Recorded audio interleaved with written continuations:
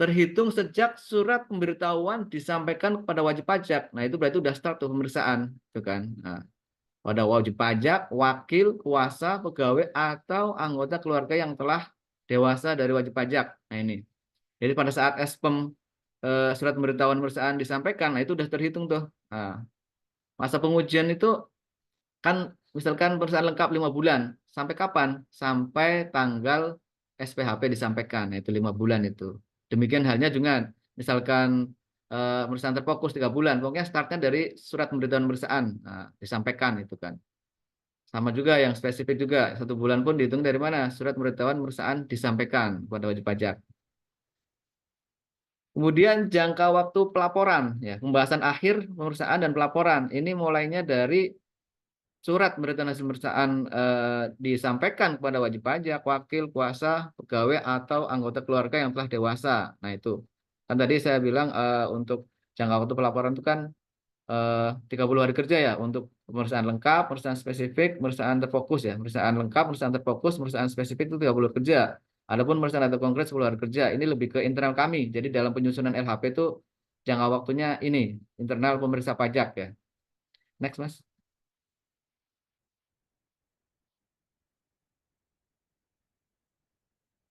Adapun untuk pemeriksaan tujuan lain, ini 4 bulan ya totalnya ya kan sampai tanggal laporan hasil pemeriksaan ya kan. Terhitung sejak surat pemberitahuan disampaikan kepada wajib pajak, wakil, kuasa, pegawai, atau anggota keluarga yang telah dewasa. Ini 4 bulan total ya kan sampai tanggal laporan hasil pemeriksaan dari mulai surat pemberitahuan disampaikan. Mungkin yang beberapa hal yang perlu diperhatikan. Jadi untuk jangka waktu pengembalian kelebihan pembayaran pajak, nah itu sesuai dengan Undang-Undang KUP ya. Misalkan pasal 17B yaitu sesuai pasal 17B. Kemudian jangka waktu penghapusan NPWP, ya itu juga sesuai dengan yang diatur di undang-undangnya, di peraturannya, di undang-undang yang mengatur itu KUP pasal 2 berapa lama itu kan. Misalkan 6 bulan ya berarti 6 bulan. Artinya ada exception ya, pengecualian.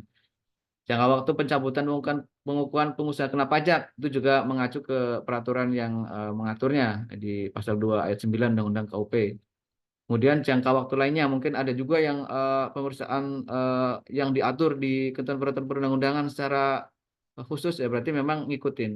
Dan untuk wajib pajak kontrak kerja sama migas, nah ini memang ada aturan tersendiri jangka waktu pemeriksaan atas pajak penghasilan migas.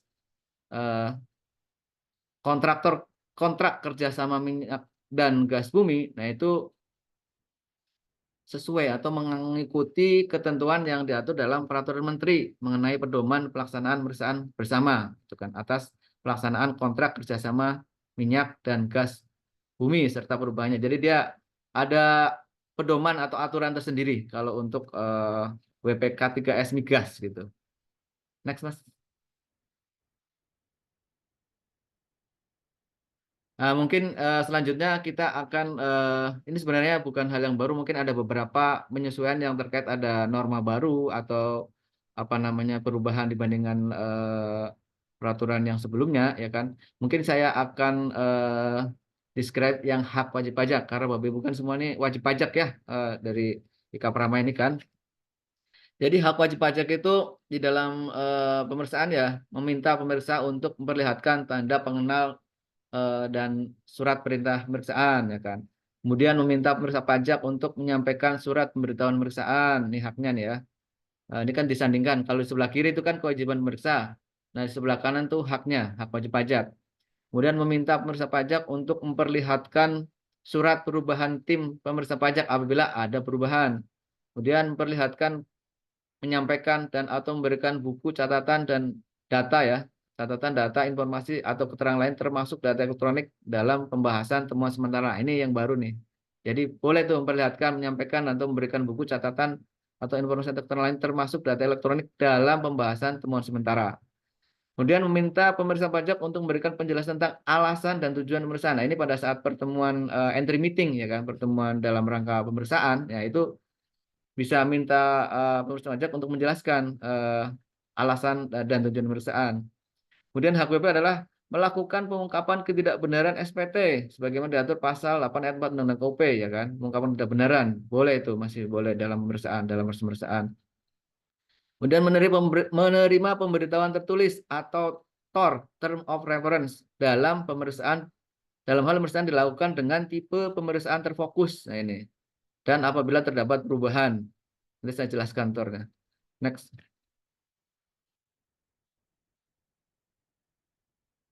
Ini banyak sekali ya haknya.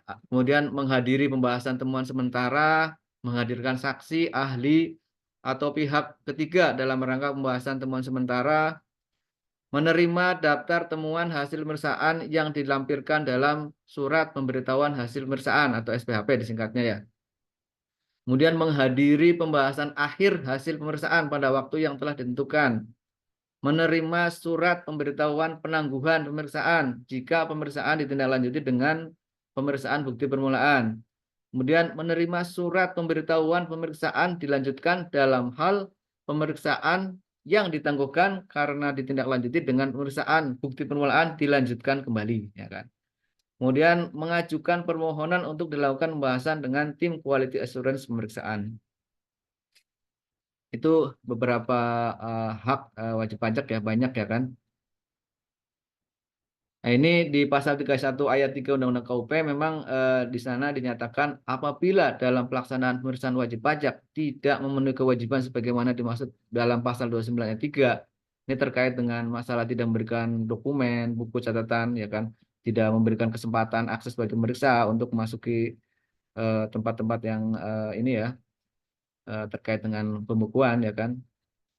Sehingga penghitungan penghasilan kena pajak dilakukan secara jabatan, Dirjen Pajak wajib menyampaikan surat pemberitahuan hasil pemeriksaan kepada wajib pajak dan memberikan hak kepada wajib pajak untuk hadir. Nah, mesti tetap dikasih hak tuh, ya kan? Dalam pembahasan akhir hasil pemeriksaan dalam batas waktu yang ditentukan. Gitu. Itu bunyinya seperti itu kalau di itunya. Next, Mas. Saya dulu ya.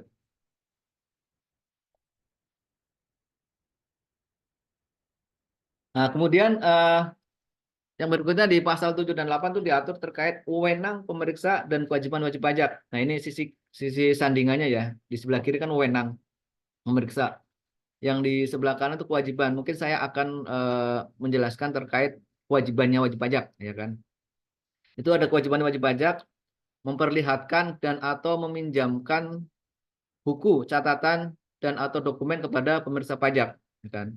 Memberikan kesempatan pemeriksa pajak untuk mengakses dan atau mengunduh data elektronik. Nah ini. Kemudian memberikan kesempatan pemeriksa pajak untuk memasuki dan memeriksa tempat atau ruang barang bergerak dan atau barang tidak bergerak yang diperlukan. Tadi yang saya sampaikan, artinya kan nanti ada konsekuensinya juga kan. Kalau nggak ngasih kesempatan, bisa dilakukan penghitungan pajak terutama secara jabatan gitu kan. Memberikan data, informasi, keterangan, dan atau penjelasan lisan dan atau tertulis yang diminta oleh pemeriksa pajak, termasuk memenuhi panggilan dari pemeriksa pajak untuk hadir di kantor Ditjen Pajak. Kemudian memberi bantuan guna kelancaran pemeriksaan sebagaimana dimaksud dalam ketentuan mengenai wewenang pemeriksa. Ya ini yang di sebelah kirinya. Jadi kan si pemeriksa itu punya wewenang meminta kepada WP untuk memberi bantuan guna kelancaran pemeriksaan. Pertama, penyediaan tenaga dan atau peralatan atas biaya wajib pajak, pemberian hak akses, penyediaan ruangan khusus di tempat WP atau objek PBB, kemudian penyediaan tenaga pendamping.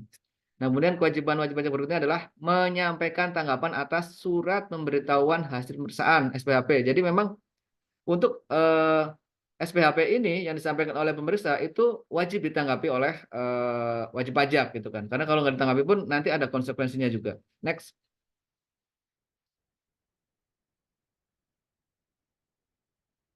Nah, kemudian mungkin ini Bapak Ibu udah tahu ya. Jadi surat perintah pemeriksaan itu tim pemeriksa itu siapa sih pemeriksa pajak? Nah, itu tentunya dilaksanakan oleh pemeriksa pajak yang ditunjuk berdasarkan surat perintah pemeriksaan atau SP2. Nah, ini diterbitkan oleh siapa? Oleh kepala unit pelaksana pemeriksaan. Gitu. Kalau ada perubahan nanti disampaikan juga ada apa namanya pemberitahuan, ada perubahan tim. Nanti SP2 perubahan namanya. Kemudian di dalam pemeriksaan pun bisa juga masuk itu tenaga ahli. tim dapat dibantu oleh satu atau lebih ahli tertentu dari dalam atau luar Ditjen Pajak. Next, Mas.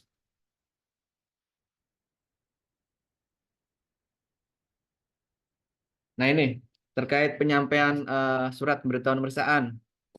Itu surat pemberitahuan pemeriksaan itu disampaikan kepada wajib pajak, ya kan. Kalau misalkan nggak bisa ini ya ditemui itu kan, bisa juga disampaikan kepada kuasa, ya kan, pegawai atau anggota keluarga yang telah dewasa dari wajib pajak. Nah, itu ini penyampaian langsung. Kalau misalkan tidak bisa disampaikan secara langsung kepada yang tadi ya, yang di poin A itu, bisa juga melalui pos atau jasa pengiriman lainnya. Nah, ini penyampaian tidak langsung. Jadi surat pemberitahuan pemeriksaan itu bisa disampaikan secara langsung pada wajib pajak. Kalau nggak bisa, bisa melalui yang tadi ya, A ya, kuasa pegawai itu kan. Tadi WP atau wakil ya. Pertama itu kan langsung kepada wajib pajak atau wakil. Kalau misalkan nggak bisa secara langsung itu, bisa juga kekuasanya, pegawainya, atau anggota keluarga yang telah dewasa, ya kan. Kalau nggak bisa juga, nah itu bisa secara tidak langsung, nah itu melalui pos atau jasa pengiriman lainnya. Itu. Nah, ini terkait yang tadi yang saya bilang ada spesial ini untuk pemeriksaan terfokus, ya kan. Pada saat penyampaian surat pemberitahuan pemeriksaan untuk pemeriksaan terfokus, ya kan, yang jangka waktu pengujiannya 3 bulan, ya kan. Tadi itu ada juga disampaikan namanya surat pemberitahuan tertulis. Nah, itu namanya kalau secara ininya kita namakan term of reference, TOR, ya kan. TOR. Nah, itu nanti di situ akan dijelaskan di surat pemberitahuan di lampiran surat pemberitahuan itu ada di TOR-nya itu pemberitaan tertulis mengenai pos dalam SPT dan atau SPOP dan atau kewajiban tertentu yang akan dilakukan pemeriksaan. Karena kan tipenya terfokus. Terfokus itu kan satu atau beberapa pos, ya kan, dalam SPT dan atau SPOP. Kalau tadi lengkap itu kan seluruh pos, ya kan.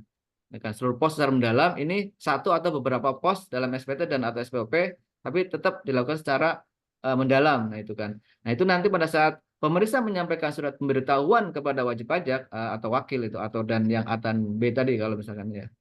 Itu ada apa namanya tornya itu kan. Kemudian jika ada perubahan pos disampaikan juga saya tulis kepada wajib pajak atau wakil, ya kan. Tor perubahan misalkan dalam proses pemeriksaan posnya, oh ternyata kita terfokusnya bukan pos yang ini. Mungkin lebih nyatanya begini Bapak Ibu semua.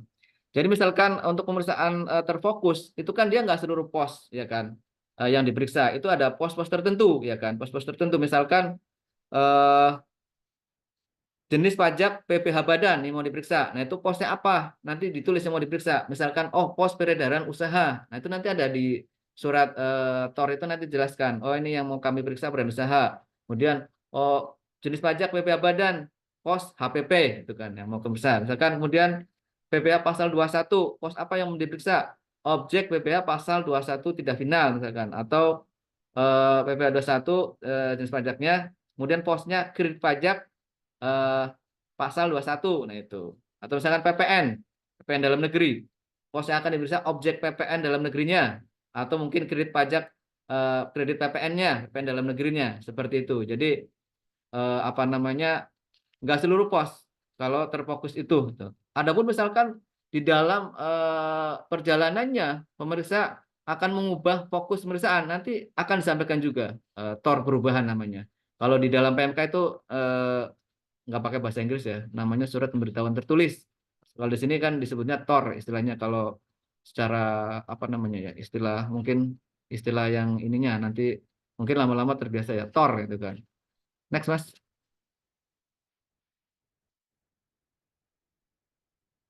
Nah, ini juga perlu menjadi perhatian bersama Bapak Ibu semuanya sebagai wajib pajak, ya kan. Pada saat atau setelah surat pemberitahuan disampaikan, ya kan. Nah, ini setelah surat pemberitahuan pemeriksaan disampaikan. Nah, ini ada yang perlu benar-benar diperhatikan oleh wajib pajak ya. Wajib pajak tidak dapat menyampaikan SPT, ya kan. Sebagaimana dimaksud pasal 3 ayat 7 huruf D Undang-Undang KUHP. Maksudnya bagaimana? Jadi kalau misalkan sudah diperiksa, ya kan?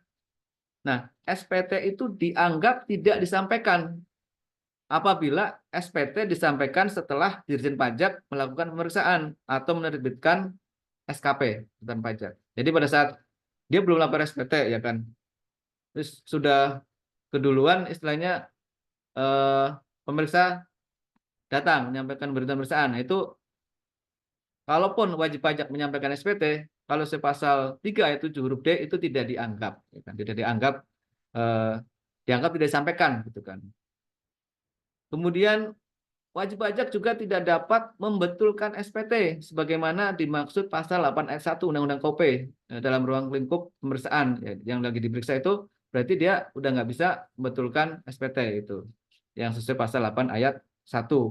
Kan memang di 8 ayat 1 Undang-Undang KOP kan di sana dinyatakan wajib pajak dengan kemauan sendiri dapat membetulkan SPT yang telah disampaikan, ya kan, dan menyampaikan pernyataan tertulis dengan syarat Dirjen Pajak belum melakukan tindakan pemeriksaan, itu kan inline kan. Kemudian ini berikutnya adalah surat pemberitahuan telah disampaikan wajib pajak, wakil atau kuasa tidak tempat. Nah, itu pemeriksaan tetap dilakukan jika ada pegawai wajib pajak yang mempunyai tugas dan fungsi yang relevan. Nah, atau terdapat anggota keluarga dewasa yang membantu kelancaran pemeriksaan, atau bisa juga pemeriksa memilih untuk ditunda, bisa juga pada akan dilanjutkan pada kesempatan berikutnya. Next, Mas. Nah, ini beberapa hal yang menjadi perhatian juga. Jadi kalau misalkan ada surat pemberitahuan pemeriksaan, kemudian eh, terjadi penolakan, ya kan, wajib pajak menolak menerima surat pemberitahuan. Nah, itu kalau misalkan menolak surat pemberitahuan disampaikan langsung, ya kan, wajib pajak kuasa wakil atau kuasa, ya kan, menolak.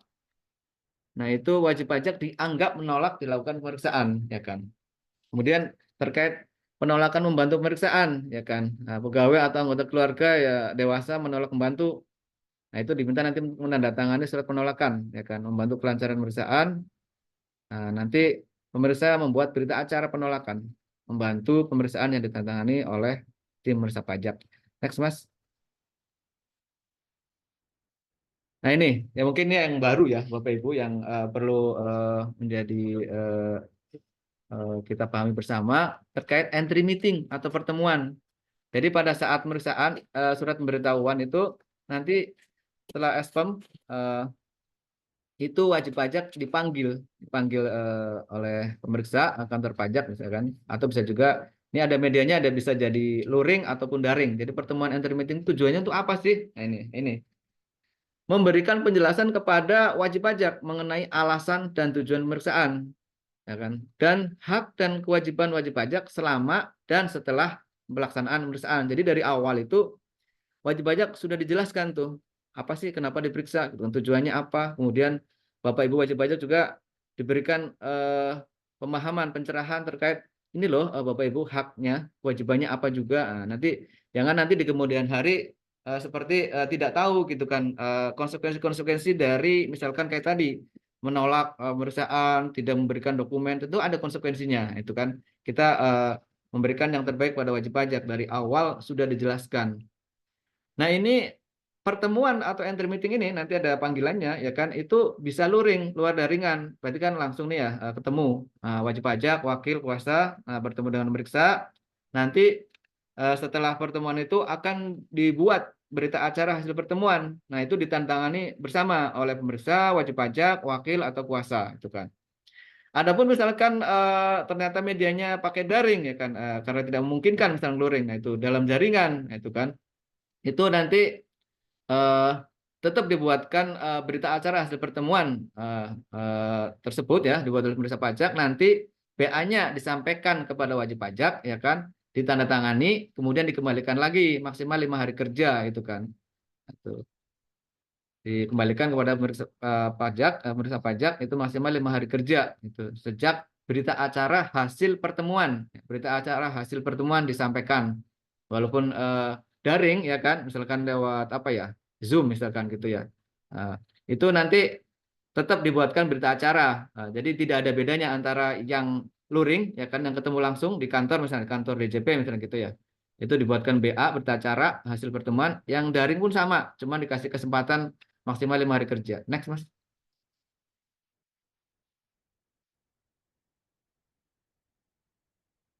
Nah, ini juga baru. Dalam hal pertemuan secara daring, misalkan video conference ya, itu kan wajib pajak, wakil, atau kuasa tidak menandatangani berita acara hasil pertemuan atau tidak menyampaikan kembali berita acara hasil pertemuan sesuai jangka waktu yang tadi ya, 5 hari kerja, wajib pajak dianggap menolak menandatangani berita acara hasil pertemuan. Nah, itu. Nah, kalau misalkan menolak tadi, tindakan atas penolakan itu, menolak menandatangani, misalkan luring atau tatap muka secara langsung, nanti akan dicatat penolakan itu di berita acara hasil pertemuan. Misalkan di pertemuan langsung pun wajib pajak tidak mau menandatangani, nanti dicatat di berita acara hasil pertemuan. Tidak menandatangani yang tadi pertemuan entry meeting daring ya kan, atau video conference, dicatat juga penolakannya, menolak menandatangani pada berita acara hasil pertemuan. Tidak menyampaikan kembali, misalkan dari video conference atau daring, wajib pajak udah disampaikan, ini silakan tanda tangan, tapi dia tidak menyampaikan kembali, nanti dibuatkan berita acara hasil pertemuan eh, sertai catatan penolakan gitu kan. Kemudian, nah ini untuk pemeriksaan spesifik, tadi kan ada pemeriksaan lengkap, pemeriksaan terfokus. Nah ini khusus untuk pemeriksaan spesifik, pertemuan dengan wajib pajak tidak dilakukan kalau untuk pemeriksaan tipe spesifik ya kan. Sehingga pemberitahuan mengenai alasan, tujuan, hak, dan kewajiban wajib pajak berkaitan dengan pemeriksaan disampaikan secara tertulis bersamaan dengan penyampaian surat pemberitahuan. Ya, ini beda. Karena spesifik Bapak Ibu tahu kan tadi jangka waktunya juga beda ya. Eh, paling sedikit ya, tadi 1 bulan ya kan. 1 bulan ya kan jangka waktu pengujiannya. Kalau yang lengkap kan 5 bulan pengujiannya. Terfokus itu kan 3 bulan. Spesifik itu kan tadi 1 bulan. Kan 531 ya kan. Nah, itu memang tidak perlu dilakukan entry meeting gitu kan. Kalau misalkan tadi ya terkait untuk menjelaskan alasan tujuan tapi wajib pajak tidak dapat ditemui. Nah, itu pemberitaan mengenai alasan, tujuan, hak dan kewajiban disampaikan secara tertulis. Next, Mas.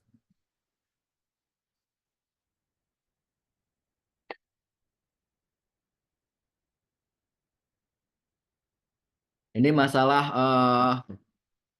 buku catatan atau dokumen ya. Jadi pada saat pemeriksa melakukan pemeriksaan, nanti kan pemeriksa itu akan melakukan peminjaman ya kan, peminjaman. Pemirsa dapat meminjam, ya kan, meminta buku catatan dokumen, ya, fisik atau data elektronik yang menjadi dasar pembukuan, ya kan, pencatatan dan dokumen lainnya yang berhubungan dengan penghasilan, kegiatan usaha, pekerjaan bebas, objek yang terutang pajak, tujuan pemeriksaan dalam hal pemeriksaan tujuan lain. Nah, ini jangka waktunya 1 bulan. Jadi surat permintaan disampaikan, ya kan, itu batas pemenuhan dokumen ya BCD, buku catatan dokumen itu 1 bulan. Kalau misalkan nanti 1 bulan tidak dipenuhi, itu ada konsekuensinya ya kan. Kalau lebih dari 1 bulan itu beda nanti ininya. Bentar. Nah, pada saat pemeriksa meminjam ya kan, melakukan peminjaman, nanti 2 minggu wajib pajak tidak memberikan, nah itu nanti ada surat peringatan 1. Nah, kemudian seminggu lagi nggak ngasih juga, nanti ada peringatan kedua. Yang jelas batas waktunya adalah 1 bulan ya kan. Kalau misalkan wajib pajak ngasihnya fotokopi ya kan, fotokopi cetakan salinan dan atau elektronik, nah itu nanti wajib pajak harus membuat pernyataan telah sesuai dengan aslinya gitu kan. Itu. Jadi nanti kalau udah selesai pun pemeriksa pajak akan mengembalikan dokumen yang dipinjam tadi ya kan. Nah, kemudian setiap pemeriksa apa namanya minjem pun nanti ada bukti peminjaman dan atau penyerahannya itu kan.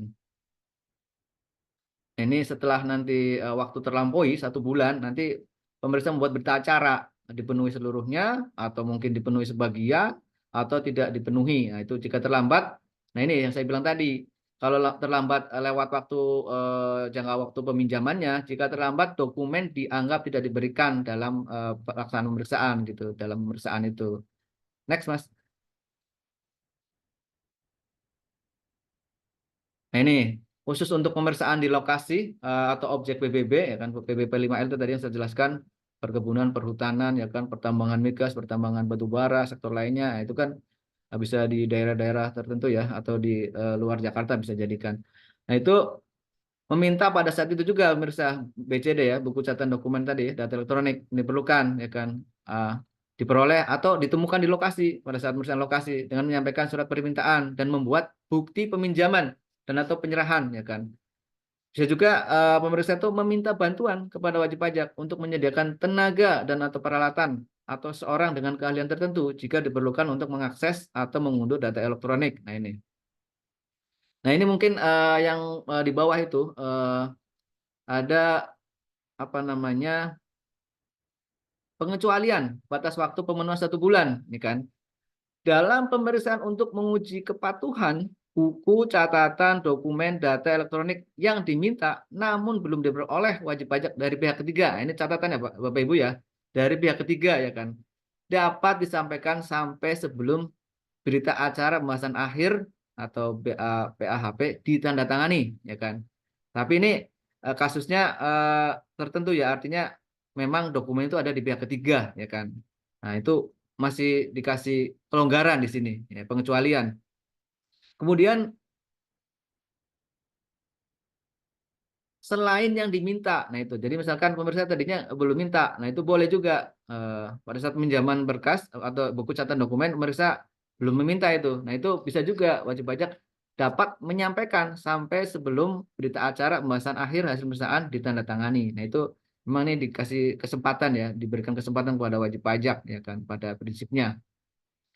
Adapun terkait misalkan wajib pajak merasa ada misalkan terkait perlindungan kerahasiaan data. Nah, itu boleh wajib pajak mengajukan permintaan agar pemeriksaan dilakukan di tempat wajib pajak dengan menyediakan ruangan khusus gitu kan. Nah, itu. Next, Mas.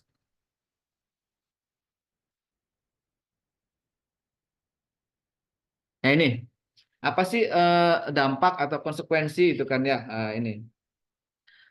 Pemeriksaan menguji kepatuhan atas wajib pajak orang pribadi ya Kak, yang punya usaha atau pekerjaan bebas dan wajib pajak badan ya kan, wajib pajak memenuhi sebagian atau tidak buku catatan dokumen atau data elektronik yang diminta. Nah, kemudian nanti pemeriksa menentukan dapat atau tidak ya untuk melakukan pengujian. Nah, kalau misalkan dapat, ya berarti menghitung penghasilan kena pajak berdasarkan bukti yang kuat dan berkaitan. Kalau merasa secara ini ya professional judgment dari pemeriksa, oh tidak dapat misalnya gitu. Nah, itu nanti akan menghitung penghasilan kena pajak secara jabatan ya kan. Nah, ini kalau misalkan eh, tidak dapat menghitung juga, kemudian ada indikasi pidana, itu bisa juga diusulkan pemeriksaan bukti permulaan. Tapi ini catatannya jika ada indikasi tindak pidana, ya kan. Nah, ini kalau kita lihat relate-nya dengan pasal 31 ayat 3 Undang-Undang KUP, ya kan. Apabila dalam pelaksanaan pemeriksaan wajib pajak tidak memenuhi kewajiban sebagaimana dimaksud dalam pasal 29 ayat 3 ya kan. Sehingga penghitungan penghasilan kena pajak dilakukan secara jabatan, Dirjen Pajak wajib menyampaikan SPHP, surat pemberitahuan hasil pemeriksaan kepada wajib pajak dan memberikan hak kepada wajib pajak untuk hadir dalam pembahasan akhir hasil pemeriksaan dalam batas waktu ditentukan. Tetap di sini wajib pajak dikasih kesempatan ya untuk apa namanya mendapatkan SPHP surat pemberitahuan pemeriksaan dan dia ada hak untuk hadir ya kan dalam bahasan akhir walaupun ini dihitung secara jabatan. Next, Mas. Nah, kalau ini perusahaan tujuan lain, konsekuensinya apa? Kalau misalkan dokumen cuma dikasih sebagian atau tidak diberikan, ya kan? Nah, tentunya ada konsekuensinya. Nanti setelah dibuatkan berita acara, memenuhi kewajiban atas pinjaman atau permintaan buku catatan dokumen, kemudian itu akan menjadi dasar pertimbangan Dirjen Pajak, ya kan? Secara jabatan atau permohonan itu kan, ini kan tujuan lain ya. Nah, nanti hasilnya dengan tidak adanya dokumen yang diberikan wajib pajak atau sebagian, nah itu bisa putusnya menolak atau tidak dipertimbangkan atas suatu pelaksanaan hak dan kewajiban perpajakan. Ini terkait konsekuensi pemenuhan yang belum dipenuhi ya, misalkan tidak memenuhi BCD, buku catatan dokumen. Next, Mas. Ini tadi saya sudah jelaskan ya kan, ini teknisnya ya kan. Jadi kalau misalkan wajib pajak terlambat menyampaikan dokumen ya kan, kan tadi batas waktunya kan 1 bulan ya kan. Kalau terlambat yang diminta sudah diminta pemeriksa tapi terlambat itu dokumen dianggap tidak diberikan ya kan. Tuh. Next, Mas. Ini terkait tadi perhitungan secara jabatan.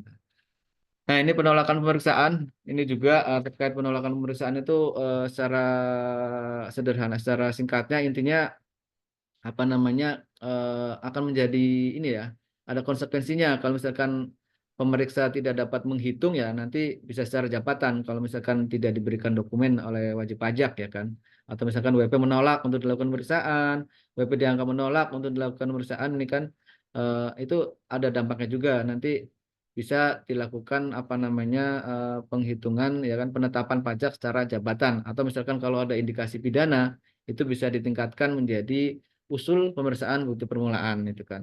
Itu mungkin secara apa namanya secara sederhananya, secara singkatnya. Kalau misalkan tujuan lain juga sama ya, istilahnya nanti menjadi bahan pertimbangan dalam keputusan Dirjen Pajak atas permohonan hak wajib pajak ya. Next, Mas.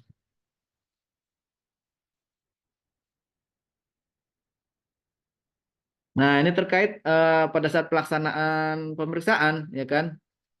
Pemeriksa pajak dapat meminta data, informasi, keterangan dan atau penjelasan yang lebih rinci ya kan pada saat pelaksanaan pemeriksaan pada wajib pajak, wakil kuasa dari WP yang diperiksa, pegawai atau anggota keluarga yang telah dewasa dari wajib pajak.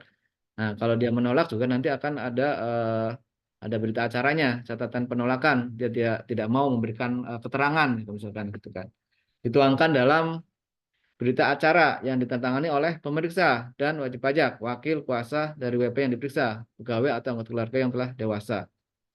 Adapun terkait keterangan atau bukti dari pihak ketiga itu bisa juga diminta oleh pemeriksa pajak.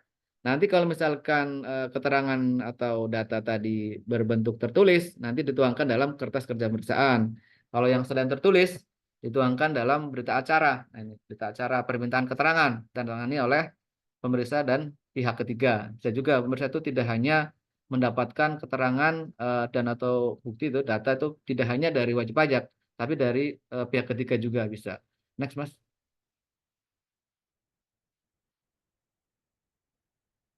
Nah, ini terkait pembahasan temuan sementara. Ini kan norma yang baru yang diatur di dalam PMK 15 ini, ya kan?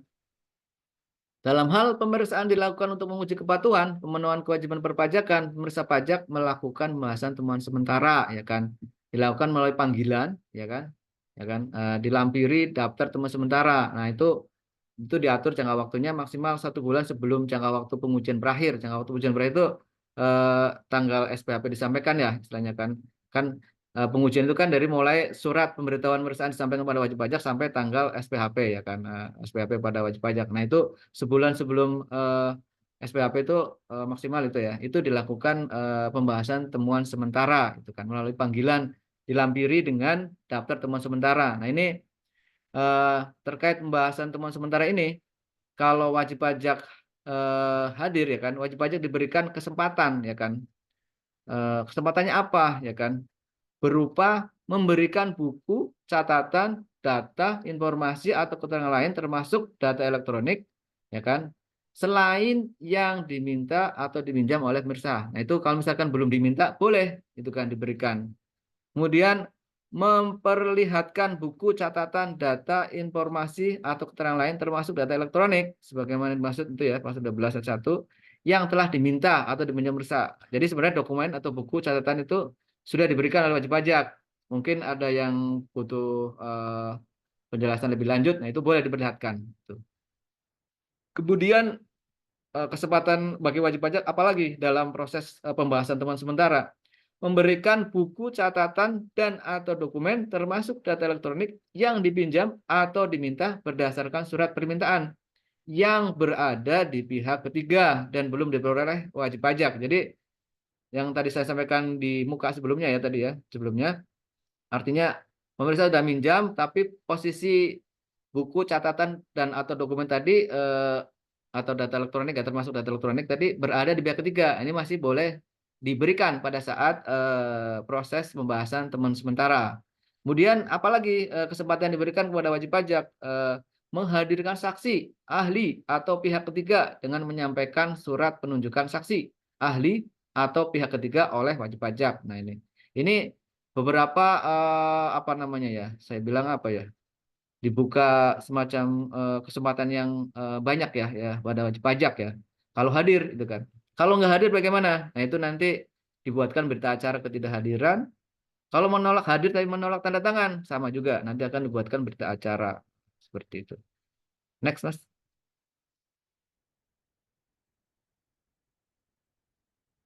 Nah ini terkait SPHP, Surat Pemberitahuan Hasil Pemeriksaan dan Pembahasan Akhir Hasil Pemeriksaan. Nah, nanti kan setelah pengujian selesai oleh pemeriksa kan nanti hasilnya akan disampaikan oleh pemeriksa melalui surat pemberitahuan hasil pemeriksaan dilampiri daftar temuan ya kan. Nah, itu nanti wajib pajak tuh wajib menanggapi ya, wajib menanggapi atas SPHP ini maksimal 5 hari kerja sejak tanggal diterimanya surat pemberitahuan hasil pemeriksaan SPHP itu kan. Nanti setelah nanggapin, nanti akan diundang, dipanggil itu kan. Nah, 3 hari kerja itu akan diundang untuk dilakukan pembahasan akhir hasil pemeriksaan ya kan itu. Nah, itu nanti masalah hari 5 tambah 3 itu yang mana yang lebih cepat. Misalkan nanti ternyata sebelum 5 hari wajib pajak sudah menanggapi SPHP, ya berarti nanti dipanggil sama pemeriksa. Jadi kan bisa ada di shortcut itu ya, bukan 8 hari gitu kan, bisa lebih lebih pendek gitu kan. Nah, itu yang mana yang lebih cepat nanti. Nah, kalau tidak menanggapi ya nanti akan dibuatkan berita acara tanggapan tidak disampaikan ya karena itu. Nanti setelah dilakukan pembahasan akhir hasil pemeriksaan akan dituangkan dalam risalah pembahasan akhir hasil pemeriksaan. Next, Mas. Ini masih sama sebenarnya, sedikit aja berubahnya.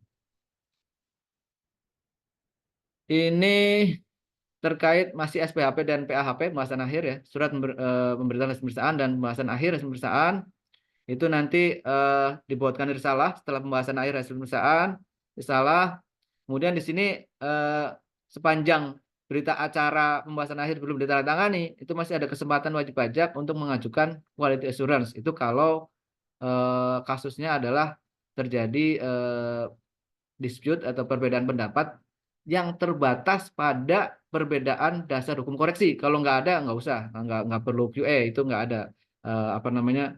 Hanya yang ada kalau ada perbedaan pendapat di dalam pembahasan akhir tadi, ya kan setelah dibuatkan risalah pembahasan akhir itu kan, itu nanti di sana wajib pajak state mau ngajuin QA apa enggak. Kalau memang benar ada perbedaan pendapat terkait terbatas pada perbedaan dasar hukum koreksi, nanti dilakukan bisa diajukan permohonan QA itu. Kalau enggak, langsung nanti tanda tangan berita acara pembahasan akhir hasil pemeriksaan dan ikhtisar hasil pemeriksaan hasil pembahasan akhir ya, ikhtisar hasil pembahasan akhir. Tuh. Nanti kalau misalkan wajib pajak menolak tanda tangan risalah hasil pemeriksaan, hasil pembahasan ya, risalah pembahasan, berita acara pembahasan akhir dan atau ikhtisar, nah itu nanti akan dibuatkan berita acara. Jadi catatan di BA. Kalau tidak hadir di pembahasan akhir misalnya juga akan dibuatkan berita acara ketidakhadiran, itu kan. Nanti itu akan dibuatkan oleh pemeriksa, ya kan. Nah, ini terkait yang di pojok bawah kanan itu konsekuensi ya kalau dilakukan penetapan secara jabatan, misalnya penetapan secara jabatan oleh pemeriksa karena dokumen yang dipertimbangkan terbatas itu pada sebentar. Jadi nanti kalau misalkan dilakukan penetapan secara jabatan, itu dokumen yang dipertimbangkan terbatas pada dua ini saja, peredaran usaha atau penghasilan bruto dan kredit pajak pengurang pajak penghasilan itu kan. Itu aja kalau sampai nanti ditetapkan secara jabatan, tapi kalau bisa jangan sampai lah ya. Kalau misalkan wajib pajak sudah melakukan pemberian dokumen lengkap itu kan setidaknya akan menjadi apa namanya pertimbangan meriksa oh udah lengkap misalnya gitu kan. Tentunya nggak sampai jabatan itu harapannya. Next, Mas. Nah, ini terkait quality assurance, tadi saya sudah jelaskan ya secara singkat, artinya terbatas pada perbedaan dasar hukum koreksi. Kalau di luar itu memang bukan kewenangannya tim quality assurance. Itu diajukannya, disampaikannya paling lama 3 hari sejak penandatangan risalah pembahasan, ya kan. Diajukannya kemana? Kalau yang meriksa KPP berarti diajukannya ke Kanwil. Kalau meriksa Kanwil diajukannya ke Kakanwil. Kalau misalnya yang meriksa kantor pusat, direktur pemeriksaan dan penagihan berarti ke direktur ya, direktur pemeriksaan dan penagihan. Next, Mas. Ini tidak ada perubahan sebenarnya. Ya, ini quality assurance timnya, ketua, sekretaris, anggota, ya kan. Next saja, Mas. Ini sederhana. nggak ada perubahan. Nah, mungkin ini yang pasal 20 yang perlu menjadi perhatian bersama Bapak Ibu semuanya. eh, Konsekuensi-konsekuensi dari beberapa kondisi yang mungkin terjadi, tapi tidak mesti terjadi semuanya kan, tapi bisa jadi kondisi-kondisi ini akan terjadi di lapangan. Bagaimana penghitungan pajak yang terutang dalam SKP? Nah, kalau kondisinya wajib pajak hadir dalam pembahasan akhir hasil pemeriksaan, kemudian wajib pajak setuju seluruhnya, nah itu pajak terutangnya nanti dihitung berdasarkan pembahasan akhir hasil pemeriksaan. Tadi kan wajib pajak hadir ya kan dalam pembahasan akhir setuju semuanya. Itu sesuai dengan pembahasan akhir hasil pemeriksaan. Kalau wajib pajak hadir dalam pembahasan akhir hasil pemeriksaan, kemudian setuju sebagian atau tidak setuju seluruhnya. Nah, itu pajak terutangnya bagaimana? Menurut fungsional pemeriksa pajak. Dan jumlah yang tidak setuju oleh wajib pajak saat pembahasan akhir nanti tetap ada istilahnya setuju nggak setujunya nggak setuju berapa nanti ada catatannya juga seperti itu. Kemudian kalau wajib pajak tidak hadir dalam pembahasan akhir hasil pemeriksaan, namun wajib pajak menanggapi setuju seluruhnya, ya kan? Itu pajak terutang adalah sesuai tanggapan wajib pajak, ya. Tanggapan wajib pajak menyetujui seluruh hasil pemeriksaan, ya. Dia tidak hadir dalam masa akhir, tapi memang menanggapi, ya kan? Menanggapi atas hasil pemeriksaan tadi, kan? Setuju seluruhnya, berarti sesuai tanggapan, ya kan? Pajak terutangnya. Wajib pajak menanggapi setuju sebagian atau tidak setuju seluruhnya. Nah itu kan boleh-boleh aja ya, wajib pajak itu kan hak wajib pajak kalau yakin tapi kan. Tapi kalau nggak yakin ya harusnya setuju ya Pak Reza ya. Ya benar ya? Iya kan? Kalau sesuai dokumen ini kan tentunya kan pemeriksa tidak asal menetapkan, tentunya berdasarkan dokumen yang relevan ya kan. Nah, kalau misalkan menanggapi setuju sebagian atau tidak setuju seluruhnya, pajak terutangnya menurut SPHP, ya kan? Menurut surat pemberitahuan hasil pemeriksaan, ya kan? Uh, dan jumlah yang tidak setuju oleh wajib pajak sesuai dengan tanggapannya. Tetap ada yang tadi nggak setujunya nanti jadi ini juga ada catatan juga. Wajib pajak tidak menanggapi, ini kan wajib pajak tidak hadir, kan kemudian dia juga tidak menanggapi. Ya, ini udah lengkap ini, Bapak Ibu, tidak hadir, tidak menanggapi juga. Nah, ini pajak terutangnya menurut surat pemberitahuan hasil pemeriksaan (SPHP) dan wajib pajak dianggap menyetujui hasil pemeriksaan, karena kan udah dikasih kesempatan tuh hadir, tidak hadir, ya kan, dipanggil tidak hadir. Kemudian SPHP juga tidak diberikan tanggapan. Next.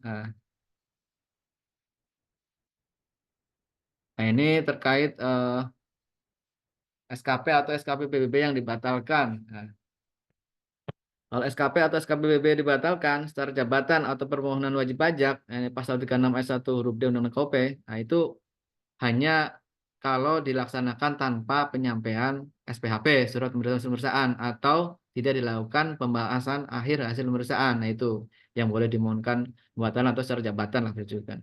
Nah, itu kalau kayak gitu kondisinya, proses pemeriksaan harus dilanjutkan dengan melaksanakan prosedur penyampaian SPHP dan PAHP, pembahasan hasil pemeriksaan, pembahasan akhir hasil pemeriksaan, ya kan. SPHP kan surat pemberitahuan hasil pemeriksaan sesuai dengan PMK ini, itu kan. Nah, ini mungkin menjadi perhatian kita dalam hal terkait permohonan 17B lebih bayar ayat 1 Undang-Undang KUP. Ini nyala ya, Mas? Ini nyala. Nyala terus ya. Oh, agak silau. Dalam hal terkait permohonan 17B lebih bayar ayat 1 Undang-Undang KUP, jangka waktu 12 bulan penerbitan SKP tertangguh sejak tanggal terbit SKP yang dibatalkan. Ini terkait masalah yang dibatalkan ya. Sampai dengan tanggal terbit SK pembatalan pembatalan ya, surat keputusan pembatalan atau putusan gugatan diterima DJP, misalkan sampai gugatan gitu ya. Atau pembatalan bisa secara jabatan oleh Dirjen Pajak atau secara permohonan. Nah, ini kan Bapak Ibu tahu kan yang 17B itu kan memang dimohonkan ini ya, kalau ada restitusi yang dimohonkan dikembalikan itu kan. Nah, misalkan SPTLB disampaikan lengkap nih pada tanggal misalkan tanggal berapa ya? 30 April 2025 misalkan itu kan ya. Terus kan diperiksa nih ya kan karena dia mohon direstitusi misalkan ya, dikembalikan. Terbitlah dalam proses pemeriksaan 7 bulan terbit SKP, ternyata dibatalkan atau digugat kemudian harus dibatalkan misalnya gitu kan ya. Nah, itu ada masa tertangguh kayak freeze gitu kan. Jadi penghitungan 12 bulan tadi berhenti dari mulai tanggal terbit SKP tadi sampai SK pembatalan eh, ketetapan pajak atau putusan gugatan pajak. Nah, baru nanti kalau misalkan ini dihitung ininya 5 bulan sisanya itu dari ininya ya tertangguh tadi ya, tertangguh dari tanggal itunya, dari tanggal terbit SKP sampai dengan apa namanya, jatuh tempo SKP 5, SKP yang baru itu 5 bulan misalkan. Tadi kan terbit SKP awal kan 7 bulan. Nah, seolah-olah kan karena ini ada SKP tapi dibatalkan seolah-olah udah lewat ya. Tapi enggak, ini kan masih ada waktu 5 bulan gitu kan, 5 bulan. Karena tadi ada di hold, di freeze, tertangguh kayak tertangguh gitu. Karena tadi ada pembatalan, ada proses yang harus dilakukan untuk karena tidak misalkan tidak dilakukan penyampaian SPHP atau PHP. Nah, itu kan harus dilanjutkan prosesnya. Nanti itu ada yang 12 bulan tadi tertangguh seperti itu. Mungkin itu. Next, Mas.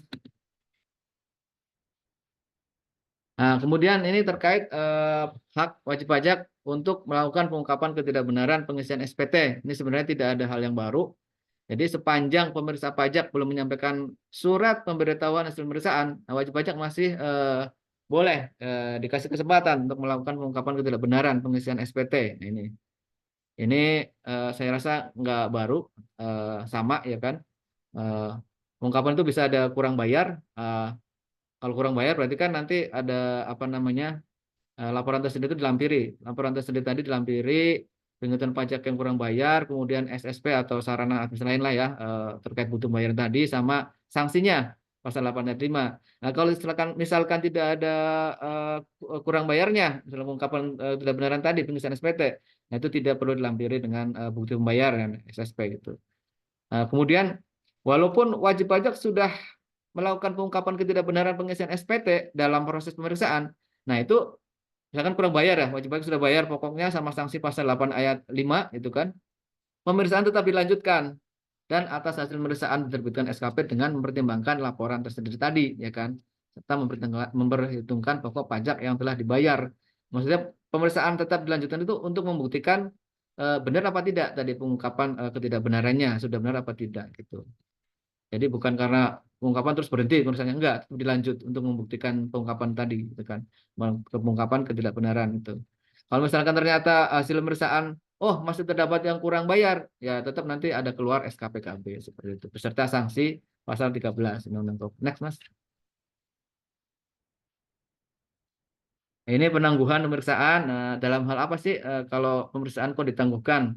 Itu kalau ada ditemukan dugaan tindak pidana di bidang pajak ya kan, ditindaklanjuti dengan pemeriksaan bukti permulaan secara terbuka ya kan. Terbuka itu artinya diberitahukan kepada wajib pajak atau dilakukan penyidikan itu kan, dilakukan dengan penyidikan pada tahun pajak yang sama nanti di hold itu yang misalkan lagi diperiksa tahun pajak 2022, pemeriksaan pengujian kepatuhan tiba-tiba ada pemeriksaan bukti permulaan, berarti pemeriksaan tadi yang menguji kepatuhan di hold dulu, ditangguhkan itu kan.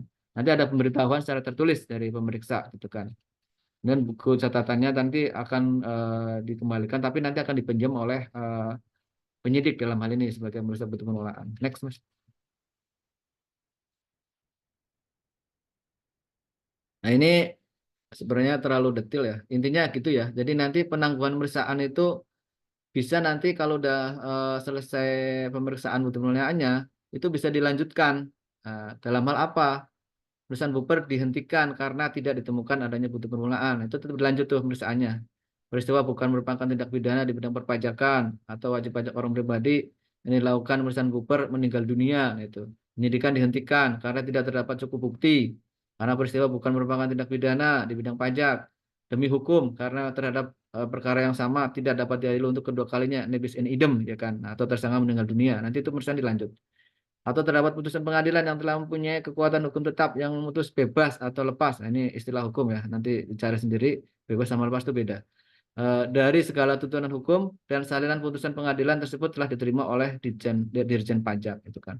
Nah, itu kalau dilanjutkan, kalau misalkan kondisi dilanjutkan seperti ini ya kan. Kalau dihentikan, pemeriksaan dihentikan setelah bubar selesai ternyata seperti ini, nah itu dihentikan juga pemeriksaannya. Pemeriksaan bukti permulaan dihentikan karena WP mengungkapkan ketidakbenaran perbuatan pasal 8 ayat 3 itu kan.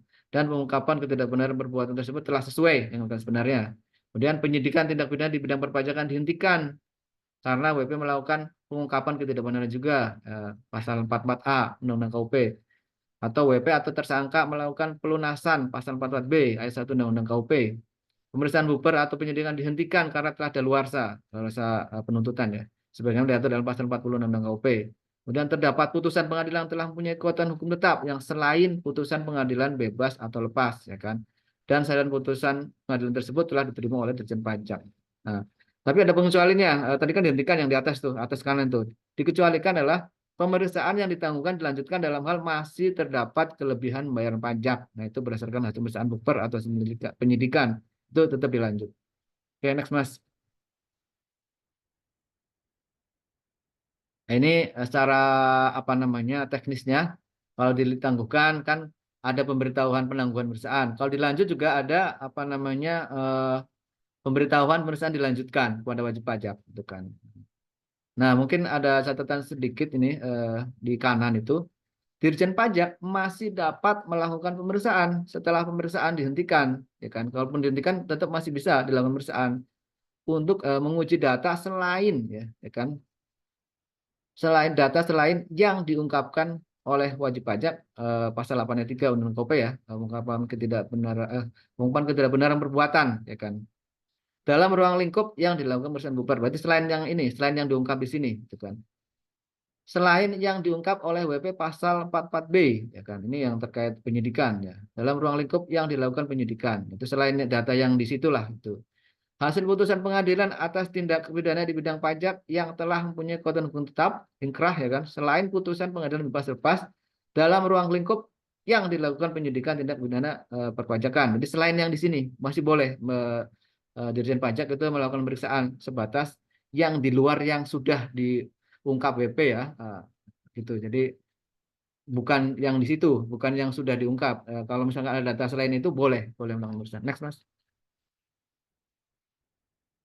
Nah, kalau tadi kan penangguhan, artinya standing point-nya pertama kita lagi diperiksa, kemudian ada persen buper, berarti ditangguhkan. Nanti masalah dilanjut atau dihentikan nanti setelah melihat hasil pemeriksaan bukti permulaan atau penyidikan, gitu kan. Nah, kalau ini posisinya lagi pemeriksaan bukti permulaan, gitu kan, atau penyidikan, sedang proses pemeriksaan buper atau penyidikan. Nah, kalau kayak gini tidak dilakukan pemeriksaan untuk tahun pajak yang sama dengan tahun pajak yang dilakukan pemeriksaan buper, ya kan, atau penyidikan, ya kan, sampai dengan buper atau penyidikan tadi berakhir. Mungkin itu secara sederhananya, sisanya terlalu detail, intinya sama, intinya kan kalau namanya Dirjen Pajak punya kewenangan ya selain yang sudah dilakukan kewajibannya oleh wajib pajak secara umum teorinya seperti itu. Next, Mas. Sepertinya nah, kalau ini pemeriksaan ulang ya. Pada prinsipnya nggak terlalu rumit. Kalau pemeriksaan ulang itu kan kalau kita lihat mengacunya pasal 15 ya, 15 ayat 2 apa ayat 3 ini. Dilakukan dalam hal terdapat data baru termasuk data yang semula belum terungkap atau keterangan tertulis dari wajib pajak atau kehendak sendiri sebagaimana diatur dalam pasal 15 ayat 3 Undang-Undang KUP. Ini boleh ya kan. Artinya wajib pajak pun boleh memberikan dengan kemauan sendiri keterangan tertulis, ya kan. Hasil pemeriksaan ulang ini kalau selain PBB, ya kan, kalau memang ada pajak yang kurang dibayar lagi, itu nanti terbitnya adalah SKP KBT, Surat Ketetapan Pajak Kurang Bayar Tambahan, ya kan. Nah, kalau tidak ada tambahan berarti enggak ya itu kan. Kemudian kalau tidak ada tambahan tapi eh, ada perubahan jumlah rugi fiskal, nanti ada keputusan mengenai rugi fiskal. Nah, ini agak unik untuk yang PBB. Ya, jenis PBB itu kalau ada tambahan jumlah PBB yang terutang yang telah terbit, ya kan, SKPN atau SKP BBB dari pemeriksaan sebelumnya, nah itu terbitnya adalah SKP PBB. Ya, tadi yang seperti yang di muka saya jelaskan, PBB itu unik. Jadi walaupun pemeriksaan ulang terbitnya tetap SKP bukan SKP KBT, SKP PBB. Next, Mas. Nah, mungkin ini juga Bapak Ibu perlu tahu nanti misalkan dalam pemeriksaan kok ada penilai, memang boleh. Jadi dalam pemeriksaan itu dapat dilakukan penilaian untuk tujuan perpajakan sesuai dengan ketentuan perundang-undangan di bidang perpajakan. Nanti ada kita namanya penilai. Kami di Ditjen Pajak ada penilai juga. Next. Nah, ini mungkin ini hal yang baru juga terkait penyampaian dokumen terkait pemeriksaan oleh wajib pajak ya, atau Dirjen Pajak ya kan.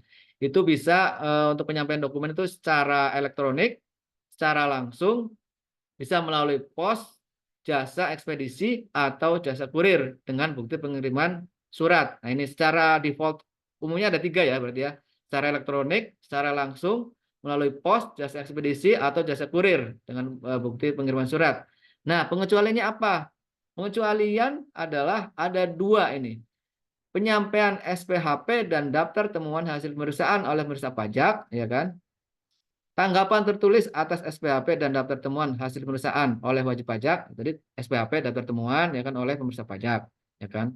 Kalau tanggapan kan tanggapan tertulis atas surat pemberitahuan hasil pemeriksaan pajak itu kan hasil pemeriksaan itu kan dari wajib pajak, ya kan. Itu dilakukan secara elektronik, langsung atau faksimile. Ya, ini nggak ngomong melalui pos. Ini lebih ini bukan melalui pos ya. Ini dilakukan secara elektronik, langsung atau faksimile itu beda. Kalau tadi kan defaultnya tadi tiga tadi ya. Nah, kemudian ini kan mengikuti perkembangan zaman ya, artinya teknologi informasi ya, informatika, informasi ya kan, komunikasi yang makin canggih ya kan sekarang. Dalam hal pemeriksaan dilakukan secara daring dalam jaringan dan dokumen pemeriksaan memerlukan tanda tangan kedua belah pihak, baik wajib pajak maupun pemeriksa pajak, penandatanganan dilakukan secara elektronik.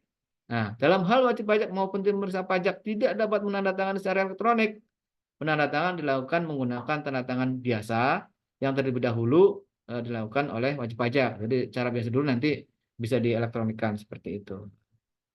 Mungkin itu Bapak Ibu. Next, Mas. Sepertinya Pak Reza sudah sampai penghujung, Pak Reza. Izin. Oke, terima Ya, kasih sudah Pak. selesai semua. Terima kasih banyak. Ini lewat waktu nggak, Pak Reza tadi? Nggak apa-apa Pak. Tegaskan Ini ya. saya udah kemarin Silakan. bilang sama Bu Dini, kita waktunya tentatif karena ini penting banget nih Pak, Oh, PK 15 ini. Jadi iya, karena iya. memang tadi Pak Apip menyampaikan baru 3 bulan, jadi tentu wajib pajak perlu untuk mengetahui lebih jelas lah Ya, silakan. terkait PMK 15 ini. Iya, Nah, mungkin Pak kita akan masuk ke sesi Q&A ya Pak ya. ya, siap, siap. Nah, saya jadi punya pertanyaan pembuka nih Pak. Iya, Jadi boleh. kebetulan saya juga kerja di konsultan pajak, jadi kita baru-baru ini nerima namanya surat pemeriksaannya spesifik tuh Pak. Oh, spesifik Jadi, ya. nah, surat spesifiknya itu memang terkait yang tadi Bapak sampaikan faktur pajak nih Pak. Nah, jadi yang saya mau tanyakan seperti ini sih Pak, terkait dengan pemeriksaan spesifik. Kalau misalkan misalkan gini, contoh surat pemeriksaan spesifik itu terbitnya tanggal 1 Mei lah. Tuh. Nah, tapi kami baru menerimanya itu tanggal 9 Mei untuk surat tersebut.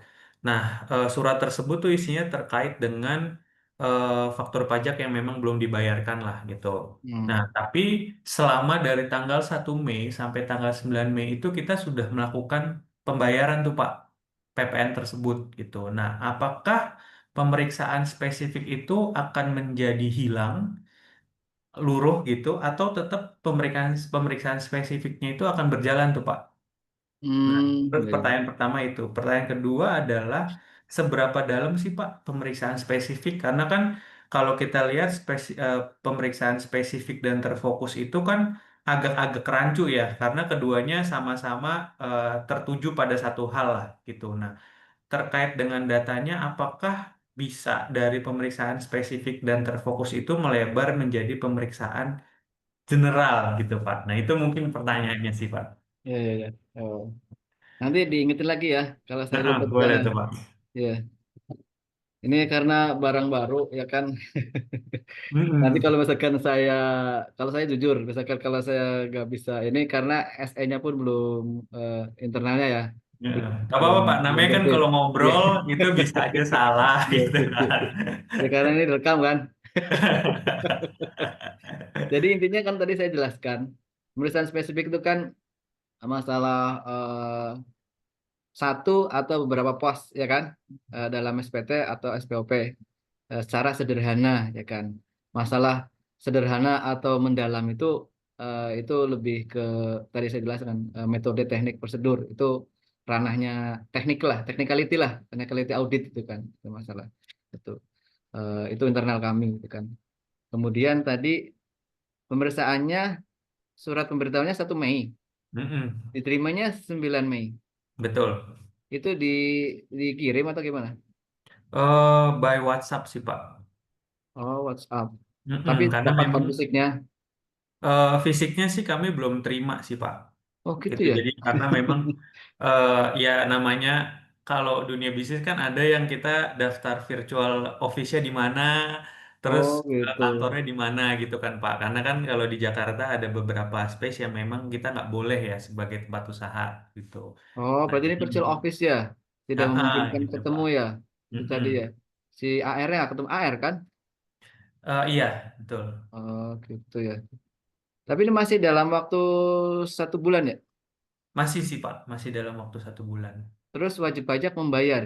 Maksudnya bagaimana? Ya, jadi sebenarnya kita kan surat itu terbit 1 Mei, tapi baru kita terima itu tanggal 9 Mei. Nah, tapi dari perjalanan 1 Mei sampai 9 Mei itu kita sebenarnya udah melakukan pembayaran. Nah, Ini atas dengan medianya apa? eh, Pembetulan atau apa? dengan melakukan ini Pak, pembayaran kode billing sih Pak. Ini tahun pajaknya berapa? 2024. Oh, udah lalu juga ya. Masa pajak berapa? Betul. Gimana, sorry Pak? Masa pajaknya Masa pajaknya Maret, Pak. Maret 2024 ya. Berarti sebenarnya Betul. udah lapor SPT PPN ya? Eh, iya, Iya, kalau pembetulan kan betul. udah nggak bisa kan, udah Betul. terbit itu kan. Ya itu namanya pemeriksaan kan udah jalan ya. Ini kan udah Mm-mm. pemberitahuan kalau masalah tadi apakah pemeriksaannya tetap jalan? Ya tetap jalan kalau menurut saya. Ya secara pendapat Mm-mm. pribadi saya tetap jalan. Karena kan harus ditutup. Surat pemeriksaan itu kan surat apa? Ini kan tugas ya, surat tugas, surat perintah pemeriksaan itu kan harus diselesaikan, harus dilaksanakan. Mm-mm. Adapun dalam proses itu kan nanti kan silakan komunikasi dengan pemeriksanya. Artinya kan yang sudah dibayar WP kan tentunya eh, bagaimana ini hak wajib pajak diperhitungkan itu kan. Nah, adapun Mm-mm. kalau ngomong pembetulan kan sudah tidak ada kan, sudah misalkan Mm-mm. sudah tidak ada, tidak dianggap lah itu kan Mm-mm. pembetulan ya. Kan kalau mau itu kan harusnya ini pengungkapan ketidakbenaran pengisian SPT, benar nggak? Kalau dalam Mm-mm. proses pemeriksaan itu, nah itu. Ini berarti masih berjalan kan? Masih berjalan nih, Pak. Ya Karena itu. kan 1 bulan kan. Iya, iya. Kalau solusinya kayaknya Pak Riza udah tahu nih mau dipilih yang mana ya kan. Tentunya kan masa ya pembayaran hilang kan enggak kan. Kalau Oke. bahkan tadi kan dibilang kalau ngomong secara jabatan saja kan yang diperhitungkan kan badan usaha atau badan bruto ya kan, penghasilan bruto dan kredit pajak kan. Benar nggak? Mm-mm. Tadi ya, Betul. benar ya, itu ya. Artinya kan itu kan kita nggak ngomong secara jabatan ya. Istilahnya masih proses ini kan. Ya silakan Mm-mm. dikomunikasikan dengan pemeriksaannya. Nah ini terbaiknya seperti apa? Kan kalau secara pembetulan kan pintunya sebenarnya sudah ditutup. Benar nggak? Mm-mm. Harus sudah Mm-mm. diterima surat pemberitahuannya kan. Nah, Mm-mm. kemudian saran apa yang untuk mengesahkan tadi ya pembayaran tadi itu mungkin seperti itu sih Pak. Mm-mm. Artinya udah benar-benar datanya udah terjawab gitu ya. Betul sih, Pak. Karena kan memang spesifik tuh pasti udah tertulis atas Iya, VPN bulan apa. Nah, datanya apa ternyata ya? kita juga Iya, udah sebelum iya, kita terima surat itu kita udah payment juga tuh iya, untuk iya, iya, pembayaran VPN iya. itu. Iya, Gitu. tapi Jadi berarti anu ya apa namanya kayak apa ya? Dari jadi hati ke hati loh. jadi Tahu udah bingung juga kan apa yang mau diperiksa apa lagi gitu. apa ini? Apa tadinya sudah ada SP2DK? Nggak dijawab. Belum sih Pak, karena memang tiba-tiba turun aja sih Oh pemeriksaannya gitu. spesifik itu. Oh langsung pemeriksaan ya? Nggak ada Heeh. proses pengawasan sebelumnya ya? Iya, nggak ada sih Pak. Oh, berarti memang proaktifnya hebat juga berarti. Iya, Ya, soalnya ini 9 Mei itu maksudnya diterimanya di WA atau iya diterimanya di by WhatsApp sih Pak. saya kira di karena ini virtual office ya tetap dikirim di sini. Itu saya Hmm. rasa itu surat itu ada, celah dilacak deh. Karena virtual office itu kan nggak ada orangnya ya, bener ya? Betul, betul. Itu dia. Nah, Jadi kalau masalah 9 Mei diterima WA itu mungkin ya. karena Nah, nggak ada respon mungkin kirim ke WA kan mungkin ya. oh, oke, gitu ya. Tapi kalau Hmm. prosesnya, kalau menurut saya pribadi sih, kalau sesuai dengan ketentuan kan tetap jalan, Pak. Ya kan. Oh, Masalah gitu. nanti penghitungannya itu nanti silakan dikomunikasikan. Apakah Hmm. nanti bentuknya tadi pengungkapan ketidakbenaran, gitu kan? Kalau itu kan masih proses perusahaan boleh sebenarnya kan. Gitu kan. Kalau Oke. pembetulan kan sebenarnya sudah tidak dianggap karena Hmm. spamnya, istilahnya kalau kita istilahnya sebenarnya spam sekarang itu udah diterima ya udah disampaikan oleh pemeriksa kan sebenarnya udah itulah batasnya kan batas ininya Hmm. pembetulan itu kan mungkin itu sih kalau masalah nanti apakah bisa jadi pemeriksaan general wah kalau itu terlalu jauh ya terlalu Hmm. jauh loh Pak Reza artinya itu kan nanti eh, kan tadi saya jelaskan apa sih pemeriksaan menguji kepatuhan bla bla bla bla itu kan banyak tuh ya. Hmm. Bisa dicek nanti di Undang-Undang KUP ataupun di PMK yang itu kan sebenarnya itu ada juga analisis risiko ya kan berdasarkan analisis risiko kalau itu kan di internal kami kan tentunya kan berdasarkan data juga kan Hmm. kan kita nggak bisa menjamin apakah setelah diperiksa data konkret tidak diperiksa general ya saya nggak bisa jawab itu tergantung dengan data kalau nggak ada ya masa diada-adain ya kan kalau Hmm. memang ada yang belum atau potensi yang kurang dibayar tentunya ya itu menjadi kewenangan Dirjen Pajak memang kan ya kan. Untuk penetapan SKP kan memang kewenangannya kan diatur di pasal Hmm. 13 gitu mungkin itu sih Pak Haris ya. Terus terkait sama datanya tuh seperti apa sih Pak? Kalau misalkan spesifik sama terfokus itu kan apakah akan diminta seperti general ledger atau semua dokumen itu akan diminta atau sebenarnya hanya diminta misalkan terkait sama PPN hanya diminta untuk omsetnya aja gitu. Apa gimana sih Pak? Oh, itu sebenarnya tidak ada, jujur saya bilang belum ada teknis aturan di internalnya secara Nah, ininya ya detail. Itu kan sebenarnya proses biasa ya. Kalau itu kan terlalu detail. Kalau itu kan masalah metode teknik dan prosedur itu kan itu jadi ranah pemeriksa. Namanya hmm, kalau kita lihatnya sederhana sih. Sederhana itu seperti apa gitu kan. Nah itu yang tidak dijelaskan tapi eh, mungkin lebih sederhana aja jadi nggak terlalu eh, banyak yang di ini karena data konkret kalau ngomong data konkret tadi kan kita jelaskan redaksinya sudah lebih jelas Pak. Artinya ini penyesuaian mungkin ya. Sebelumnya pun ada. Ini redaksi yang di sini kan lebih update artinya misalnya kayak faktur pajak approve ya kan kayak gitu kan yang belum dilapor ya kan kemudian putih potong pungut yang belum dilapor kemudian apalagi yang ketiga tadi ya yang C itu kan nah itu seperti itu sih artinya kalau kita ngomong pembuktian itu sebenarnya kan udah jelas itu makanya mungkin hmm, kenapa sih sederhana itu udah jelas itu artinya datanya itu wajib pajak mungkin kan nanti bisa jelaskan mengakui oh iya Pak oh iya Bu AR misalkan atau pemeriksa memang belum kami lapor udah jelas kan clear sebenarnya itu seperti itu sih. hmm, Kalau yang tadi kan yang lengkap terfokus itu mendalam memang mendalam mungkin ya tadi yang disampaikan Pak Reza ya ledger ya macam-macam gitu kan itu sih mungkin itu Pak cara hmm. ininya Oke, terima kasih Pak. Nah, ya kita masuk pertanyaan yang ada di ya Q&A nih. silakan yang lain Hmm. ya ini ada Dari forum Q&A juga ya bener. Ada dari Bu Astrid Widya Astuti. Nah, beliau bertanya, selamat pagi Pak, izin bertanya. Mengenai jangka waktu pemeriksaan, kalau dilihat pemeriksaan lengkap dimulai sejak wajib pajak menerima SP2, kemudian dalam jangka waktu 5 bulan menerima SPHP. Nah, pertanyaan adalah pertama, bagaimana dengan jangka waktu penerbitan SP2 dari permohonan restitusi, Pak? Nah, pertanyaan kedua adalah untuk peraturan baru ini berarti dapat dikatakan tidak diatur jangka waktu yang pasti terkait proses pemeriksaan, mengingat peraturan lama harus selesai dalam jangka waktu 1 tahun. Nah, terima kasih, Pak, untuk pertanyaannya. Dari Bu Astrid. Oh, oke. Eh, Mungkin nanti ditolong dibantu ya Pak Reza ya. Hmm. Yang pertama tadi masalah restitusi ya Pak. Iya. Jadi kalau terkait tadi jangka waktu sebenarnya sudah saya jelaskan artinya eh, kalau misalkan ada yang mengatur, nah ini saya bacain ya. eh, yang perlu diperhatikan tadi yang terkait pasal 6 mungkin bisa dilihat sama-sama karena PMK ini kan mengikat dua belah pihak ya Pak Reza ya. Ya kan Hmm. artinya sama-sama bisa baca. Yang perlu diperhatikan adalah A. Jangka waktu pengembalian kelebihan pembayaran pajak sebagaimana diatur dalam pasal 17B Undang-Undang Ketentuan Umum dan Tata Cara Perpajakan. Nah, itu. Itu mengacu ke situ, Pak. Jadi, bukan kayak tadi misalkan kan pesan lengkap kan pengujian 5 bulan, ya kan? Pelaporan 30 pelaporan dan pembahasan akhir dan pelaporan itu 30 hari kerja. Nah, itu kan secara umum di PMK ininya. Namun demikian khusus untuk yang 17B ya kan, pengembalian kelebihan bayar pajak, ya itu sesuai dengan itu, Pak. Kayak penghapusan NPWP untuk tujuan lain pun sesuai dengan KUP kayak gitu. Karena sudah di state kan di sana. Seperti itu, Pak. Jadi ngacu ke situ. Kemudian yang berikutnya apa tadi? Untuk peraturan baru ini mengenai jangka waktunya, Pak. Berarti dapat dikatakan tidak diatur jangka waktu yang pasti terkait dengan proses pemeriksaan. Mengingat peraturan lama harus selesai dalam jangka waktu 1 tahun.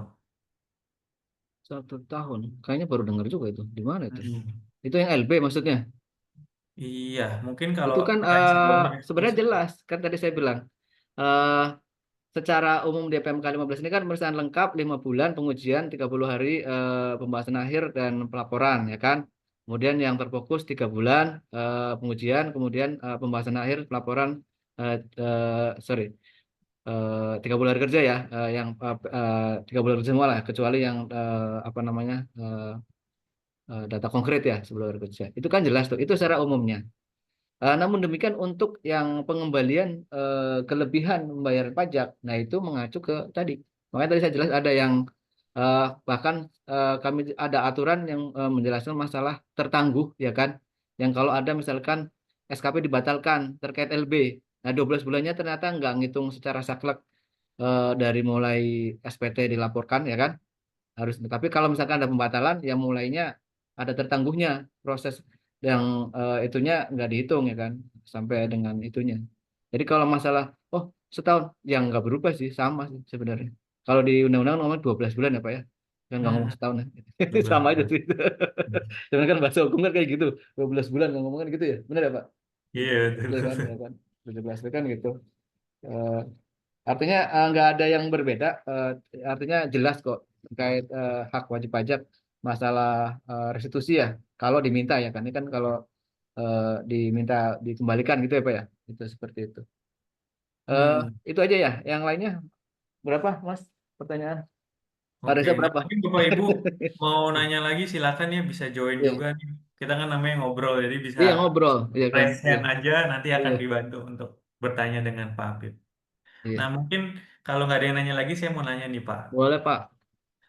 Jadi saya mau tanya adalah terkait dengan pemeriksaan nih Pak. Nah jadi yang saya bingung gini Pak, kalau misalkan kita pemeriksaan itu sedang berjalan, kemudian di tengah pemeriksaan terbitlah si PMK 15 ini Pak.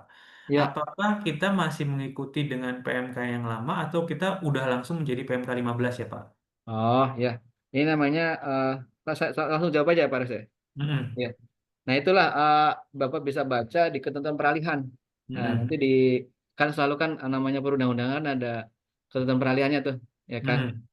Jadi memang ini PMK ini kan bukan mengubah, ya kan, bukan Mm-mm. PMK perubahan, tapi memang mencabut ya kan. Kalau di itunya, kalau di kita lihat di apa namanya di pasal berapa tuh? Kalau itunya apa namanya PMK 15. Jadi secara umum gini, kalau misalkan lagi di proses pemeriksaan sebelum 14 Februari 2025. Ini kan PMK 15 ini kan berlaku sejak diundangkan tanggal Mm-mm. 14 Februari 2025. Berarti ketentuan pemeriksaannya pakai yang mana? Nah, itu pakai yang lama sampai selesai. Itu. Adapun pemeriksaan yang dimulai sejak diundangkannya PMK ini, artinya startnya 14 Februari ya Pak, 14 Februari 2025. Berarti dia memakai PMK yang ini, yang baru, PMK 15. Begitu, Pak. Jadi artinya walaupun ini mencabut secara ini tapi ada ketentuan peralihannya pakai peraturan yang lama. Kalau untuk masih prosesnya misalkan dalam eh, sebelum terbit ini kan sebelum terbit lagi jalan kan? Betul, lagi Terbit jalan. lagi jalan berarti ya pakai yang lama gitu. Seperti itu. Di pasal ini mungkin Pak Reja kalau kita lihat di pasal berapa ya? Ketentuan Ketentuan apa? ketentuan peralihan, ya kan. Di sini di pasal 30. Nah, ini kan dijelaskan. Pasal 30, pada saat peraturan menteri ini berlaku, A. Pemeriksaan terhadap jenis pajak selain pajak bumi dan bangunan yang dimulai sebelum berlakunya peraturan menteri ini dan belum selesai, untuk proses penyelesaian pemeriksaan dilakukan berdasarkan ketentuan sebagaimana diatur dalam PMK nomor 17 PMK 03 2013 tentang tata cara pemeriksaan, STDTD PMK 18 2021 tentang pelaksanaan Undang-Undang Nomor 11 2020 ya, tentang Ciptaker di bidang PPH, PPN, UNBM dan serta KUP. Berarti pakai yang itu ya, Lama. Pak. Ya, itu yang sebelum ini. Artinya Hmm. masih masih berlaku gitu sampai selesai itu kan. Kalau PBB juga sama, misalkan berusaha PBB P5L sebelum berlakunya PMK ini, berarti dia pakai PMK 256. 256, 256 PMK 03 2014. Itu Pak, Pak Reza. Oke. Nah, ini Bapak Ibu yang mau join silakan ya. Kita open nih, open banget. Ini kan Bapak Reza ini wajib pajak semua kan? Tentunya iya sih Pak. Pengusaha kan? Pengusaha Hahaha. semua ini kan kayaknya kan? Iya kan? Ya mungkin ada pengusaha, ada yang mungkin bekerja juga sih Pak. Karena kan Oh memang gitu. eh, Ya, tapi perlu tahu juga ya mungkin ya. iya perlu tahu banget Pak. Makanya kita seneng cukup banyak sih hari ini yang Iya, iya, join iya. gitu. Ya, silakan kalau masih dikasih kesempatan waktunya. Mm-mm. Ya karena mungkin saya mau nanya lagi nih. Jadi nggak enak nih Pak, saya yang nanya Nggak apa-apa, terus. nggak apa-apa. Iya, iya. Nah, terkait dengan ini sih Pak, kalau tadi kan saya baca untuk WPOP yang usaha atau pekerjaan bebas kalau dia tidak bisa memberikan bukti pendukung tuh Pak. Iya. Nah, itu bisa ditetapkan secara jabatan. Nah, Hmm. tapi yang pertanyaan gini sih Pak, kalau WPOP usahawan atau dia melakukan pekerjaan bebas, nah itu kan mereka terkadang juga sudah ribet sama eh, kegiatan usahanya sendiri tuh Pak. Karena Iya, iya, biasanya dia tidak iya. punya admin, tidak punya apa, sehingga kadang terjadinya adalah misalkan mau nagih, ya udah dia nagih by WhatsApp aja gitu ya Iya, Pak. iya, iya. Nah itu apakah dengan data-data tersebut bisa dikenakan secara jabatan atau bisa menjadi mensupport ya Pak? Kalau dokumennya Nah, kan by WhatsApp gitu. iya, iya. Ini ya, yang pasal 12 ya. Kita udah sama-sama Mm-mm. baca ya, pasal 12 PMK itu ya. Ini kan WP menulis bagian tidak ya kan. Buku catatan dokumen data elektronik yang diminta. Pemeriksa menentukan dapat atau tidak melakukan pengujian. Nah, ini memang nanti eh, istilah gampangnya tuh kayak professional judgment-nya dari pemeriksa Pak Reza. Jadi nanti Hmm. kan dia akan melakukan pembuktian kira-kira cukup atau tidak gitu kan untuk menghitung pajak terutang ya penghasilan pajaknya gitu. Kalau rasanya cukup ya berarti kan nggak jabatan gitu kan. Kalau Hmm. misalkan tidak cukup, nah itu baru gitu kan. Tentunya itu lebih ke professional judgment masalah kecukupan, kecukupan bukti yang relevan untuk penentuan penghitungan penghasilan pajak, ya kan. Tentunya kan harus berdasarkan bukti yang kuat dan berkaitan, relevan itu kan. Itu Hmm. nanti pemeriksa yang akan menentukan, itu kan. Jadi kalau kita ngomong normatif kayak gini agak sulit kan, Pak. Dan pemeriksa Iya. sendiri nanti karena kan pemeriksa punya pertimbangan profesional ya kan. Kira-kira menurut dia cukup nggak? Adapun tadi nanti bentuknya seperti apa, catatan sederhana apa gitu, itu kan nanti kembali ke pemeriksanya cukup apa tidak gitu kan. Itu. Saya rasa Hmm. harusnya sih kan sebenarnya kalau kita lihat kebijakan pemerintah itu kan yang dulu yang UMKM kan dikasih kesempatan ya kan 7 tahun ya Pak ya, benar ya? Itu kan sebenarnya untuk Betul. belajar sebenarnya kan. Kemudian dikasih tarif yang sangat mudah ya kan. Itu kan sebenarnya kan untuk jadikan semacam kayak minimal pencatatan gitu kan. Harusnya setelah 7 tahun itu kan sudah mulai belajar pembukuan sih konsepnya. Ideally kan Benar. seperti itu, benar kan? Ini nggak Pak? Walaupun memang Ah, pada tapi nanti di lapangan kan kenyataannya ya itu mereka enggak. kalau itu artinya praktik di lapangannya ya harapannya sih Heeh.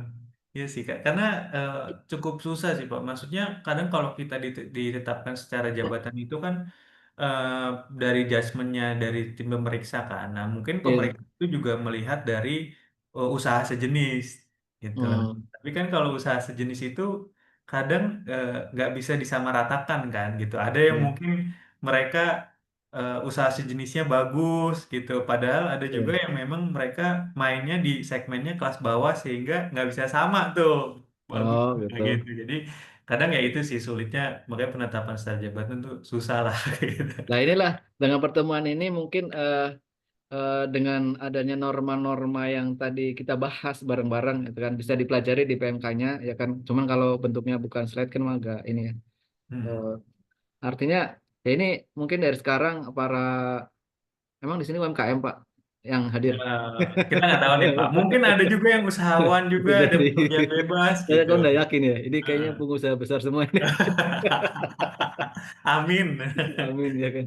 Saya doakan ya, kami doakan semoga bisnisnya lancar semua. Artinya justru dengan ada norma-norma itu kan untuk memitigasi, artinya dari sekarang ya kan mulai tertib lah gitu kan, mulai tertib ya kan, tertib pembukuan, pencatatan ya kan. Nah, itu kan catatan dokumen ya kan, buku catatan dokumen itu ya mulai tertib lah. Dan saya rasa Pak Reza lebih paham artinya yang biasa berkecimpung untuk membantu UMKM ya kan ya. Ya kan sebenarnya kan banyak fasilitas-fasilitas atau yang penyedia ini kan ya kayak pembukuan gratis ya untuk yang UMKM kan tentunya bisa dimanfaatkan sih sebenarnya itu kan. Saya rasa Hmm. eh, eh, harusnya sih tidak menjadi kendala sih. Kalau hari gini kan bahkan pakai HP bisa katanya kan ya. Bener ya Pak Reza ya? HP aku agak kurang tahu sih Pak. Tapi yang aku tahu ya, ya ada yang bayarnya sekitar 150.000 per bulan. Begitu. Gitu. Aplikasi ya? Aplikasi sih Pak mereka. Iya. Itu sih mungkin ya minimal adalah catatan dokumen yang jangan ini ya. Tapi kan kalau masalah nanti dokumennya apa, sebenarnya kan pemirsa kan banyak apa namanya ya tools untuk mendapatkan data kan banyak sebenarnya kan. Hmm. Tapi Hmm. tentunya kalau wajib pajak sudah menyediakan lebih bagus itu kan, ya kan. Hmm. Apalagi Oke. sekarang kan udah canggih ya kan. Transaksi keuangan mestinya kan tercatat sebenarnya harusnya. Itu sih, Hmm. itu sih, Pak. Nah mungkin kalau nggak ada yang nanya, mungkin pertanyaan terakhir dari aku nih Pak. Ya, siap. Jadi sebenarnya dengan adanya pemeriksaan terfokus dan spesifik ini, eh, apa yang membedakan sama SP2DK nih Pak? Karena kan sebenarnya kalau SP2DK itu yang terjadi memang hanya klarifikasi data lah. Tuh, nah, tapi kan di saat itu juga klarifikasi data ada poin-poinnya juga tuh. Misalkan, oh ada ini kurang bayar nih untuk yang freelance atau tenaga ahli, udah dikasih juga data-datanya. Nah, sedangkan kan kalau di fokus juga mungkin akan ada di situ juga gitu kan. Nah, apa sih Pak yang membedakan antara SP2DK sama pemeriksaan sekarang gitu Pak? Ini bukan masalah bahas masalah singkatannya ya. SP2 Hmm. DK sama SP2. Yang jelas ini Pak, probisnya berbeda ya kan. Kalau SP2DK kan surat permintaan penjelasan data dan atau keterangan. Itu Hmm. dilakukan oleh fungsi pengawasan. Dalam hal ini adalah akun representatif ya kan. Adapun kalau SP2 ya surat perintah pemeriksaan nanti jatuhnya ke wajib pajak kan, surat pemberitahuan pemeriksaan itu probisnya sudah pada fungsi pemeriksaan ya kalau tadi kan pengawasan ini pemeriksaan Hmm. tentunya eh, walaupun yang turun adalah misalkan spesifik data konkret adalah AR orang yang sama ya kan yang tadi dari fungsi pengawasan namun demikian, pada saat dia mendapatkan SP2, surat perintah pemeriksaan, dia wewenangnya sudah berbeda, Pak. Gitu. Kalau secara Hmm. norma-norma yang ada di KUP ataupun PMK yang kita pelajari, ya kan, sudah berbeda. Pada saat dia memegang SP2, surat perintah pemeriksaan, berarti dia sebagai petugas pemeriksa pajak, Pak, AR tadi, ya kan. Hmm. Gitu. Kalau misalnya lengkapkan fungsional pemeriksa pajak, misalkan gitu ya, itu kan jelas pemeriksa pajak bukan AR. Itu memang fungsional pemeriksa pajak yang turun. Kalau misalkan tadi data konkret yang menjalankan nanti, misalkan di lapangannya adalah AR. Namun demikian bukan sebagai AR dia. Pada saat dia memegang SP2 bukan posisi sebagai AR, tapi sebagai petugas pemeriksa pajak yang ditunjuk ya kan yang ditugaskan oleh kepala UP2. Dalam ini UP2 itu unit pelaksana pemeriksaan. Dalam ini adalah KPP, kepala KPP Hmm. kan. Itu kewenangannya berbeda. Kenapa saya sebut berbeda? Silakan dicek hak kewajiban kewenangan pemeriksa pajak tentunya berbeda. Betul nggak Pak? Hmm. Aris? Iya betul Nah itu betul ada betul. kewenangan-kewenangan yang Hmm. menempel itu kewenangan. Kalau kita belajar hukum kan ada kewenangan atributif, kewenangan macam-macam ya, delegatif itu kan. Itu kan di state di sana di Undang-Undang KUP. Apa sih kewenangan pemerintah pajak? Apa? Itu di state. Maka tadi saya sandingkan, kami sandingkan ada kewenangan, ada kewajiban WP ya kan seperti itu ya kan itu. Kemudian ada hak WP juga di sini ada ini kan seperti itu. Jadi mungkin itu sih Pak perbedaannya secara probisnya kan memang beda gitu, pengawasan dan pemeriksaan gitu. Secara petugasnya pun beda gitu kan. Beda dalam hal ini lembaganya, bukan orangnya. Orangnya mungkin sama secara personnya, person secara fisik orangnya, tapi secara kewenangannya berbeda. Seperti itu Pak. Kalau pemeriksa kan boleh meminjam, boleh ya kan, meminjam boleh macam-macam tadi yang saya jelaskan tadi, itu kan. Terus wajib pajak harus apa? Ini gini gini. Iya, Kalau iya, pengawasan betul. kan memang ya tadi Bapak apa bedanya gitu. Ya pengawasan seperti kayak cocok-cocokan gitu Pak ya. Iya, Oh, betul. datamu apa? Ini kayak gini-gini. Ya memang seperti itulah ada perbedaan kewenangan di situ. Mungkin itu, Pak. Walaupun kadang di lapangan ini, Pak, Apa? fungsi pengawasan udah kayak pemeriksaan. Oh, gitu. Tapi BPM-nya mau kan? Iya, ya Iya, namanya artinya kan juga itu kita masalah hubungan baik ya komunikasi, sama Pak. mereka. Heeh, jadi ya udah kalau memang butuh pasti kita support lah dari Iya, sisi. tentunya sebenarnya mungkin yang apa ya, intinya komunikasi sih, Pak. Semoga saja Mm-mm. artinya tentunya pemerintah membuat perundang-undangan tidak bermaksud untuk membuat sulit wajib pajak masyarakat karena tentunya secara prinsip hukum itu kan hukum untuk masyarakat, bukan masyarakat untuk hukum. Kalau istilah ada Mm-mm. ininya kan, artinya kita memberikan kemudahan, efisiensi, efektivitas, artinya simplifikasi itu kan yang diberikan kepada masyarakat gitu kan. Harapannya seperti itu dengan terbitnya ini antara lain dengan tipe-tipe yang tadi ya. Tapi insya Allah sih lama-lama hafal lah Pak tipe-tipe walaupun baru 3 bulan ya kan. Iya. Semoga saja sih memberikan pelayanan yang lebih ya kan, pelayanan yang lebih dan kepastian hukum yang lebih cepat ya kan. Karena tujuan hukum itu kan kepastian hukum ya kan. Apa aja tuh? Eh, Kepastian Keadilan, hukum, kemudian kepastian ya kan hukum. keadilan ya kan, kemanfaatan ya kan. Ya kan. Mungkin itu sih Pak Reza. Terima kasih Hmm, banyak. oke. Ya sudah, berhubung kita udah jam 11 lewat nih Pak, kita Ya lewat Pak, menit. siap.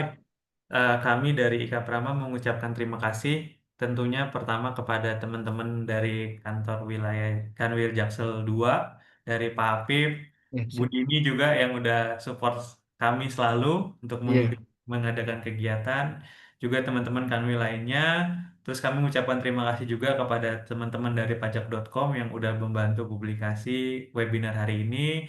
Dan tentunya paling penting mengucapkan terima kasih kepada teman-teman peserta kegiatan online yang udah mengikuti kegiatan hari ini. Saya ingatkan jangan lupa untuk mengisi link presensi juga gitu dan jangan lupa follow Instagram Kanwil Jaksel 2 nih, namanya Pajak Jaksel 2 yang kemarin siap. videonya keren banget gitu Iya, ya. iya Pak. Terima Di kasih Pak. Hari Kebangkitan Nasional video Ya, keren banget, bisa nonton di YouTube dan di follow juga di Instagram ya, karena salah satu yang keren lah ya, Instagramnya gitu. ya, ya. Jangan lupa juga follow pajak.com juga. Nah itu Ya. mungkin dari saya, dari Pak Apip ada mau closing. Oke. Atau Bu Dini mau menutup Bu Dini? Kalau dari saya, pertama-tama saya sendiri menyampaikan permintaan maaf kalau ada salah-salah, silap-silap atau kurang-kurang. Kemudian apa namanya, secara pribadi, secara institusi, kami mendoakan semoga para peserta ini, peserta kegiatan sosialisasi ini ya, selalu diberikan kesehatan ya kan, keselamatan, keberkahan ya kan, dan untuk usahanya maupun pekerjaannya diberikan kelancaran Pak ya kan. Ya, ya. Amin. Karena ya pajak ini ya selalu beriringan dengan wajib pajak, Yes. nggak mungkin bisa terpisah ya kan. Ya kalau wajib pajak lancar usahanya insya Allah penerimaan pajak juga lancar. Mungkin Nah, mungkin terima amin. kasih banyak. Kami doakan selalu sehat selalu, sukses selalu. Wassalamualaikum warahmatullahi wabarakatuh. Selamat siang. Siang semuanya. Terima kasih semua Bapak Ibu. Ya udah, kami izin tutup webinar hari ini. Terima kasih. Selamat siang.